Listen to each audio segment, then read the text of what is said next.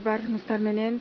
Меники дагы көчөтүнү саат түнкү 23:12 чалды. Мен да ушум Сбербанктан чалып жатамын деп. Мен да сизге окшоп дөлдүрөп макул деп мен карточкамдын полный данныйларын берип койгон болчумун ишенип. Бир малда ушундай номерлер келет, 5 номер келет, мага айтып туруңуз деп.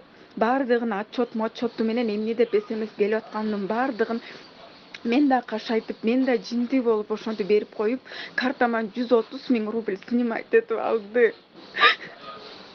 Эмне кылышымды да билбей атам. Мен да Сбербанкка барсам, өзүң бериптирсиң деп койду. Эмне шордукка келдик ай. Ассаламу алейкум. Мекендештер, кыргыз элим. Тынсыңарбы, амансыңарбы? Чарчабай иштеп жүрөсүңөрбү? Туугандар, биз силерге бир кабар берип коеюн дедим эле. Азыр мен бир Сургутта бир акеме атын айтпай эле коеюн. Ошого банктан деп чалыптыр. 2 күн болуп калыптыр. Бир чужой эле номерден чалып, биз сиз банктан бонус подключен экен, 8 000 утуп алыпсыз. Ошону номериңизди айтсаңыз, карта номерди деп анан бу билип калыптыр дагы. Подождите, сейчас я банк скажу, банкка позвоню, потом десе через 5 минут перезвоните, телефонду коюп коюптур. Банктын сотрудниктери качан чалганда цифраны сурабайт. Айтат, акыркы 4 цифраны айткыла дейт.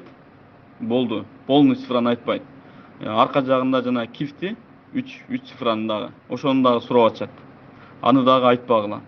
Банктан деп чалдык дегенде сразу эле өчүрүп койгула, картаңардын 16 цифрысын бербегиле.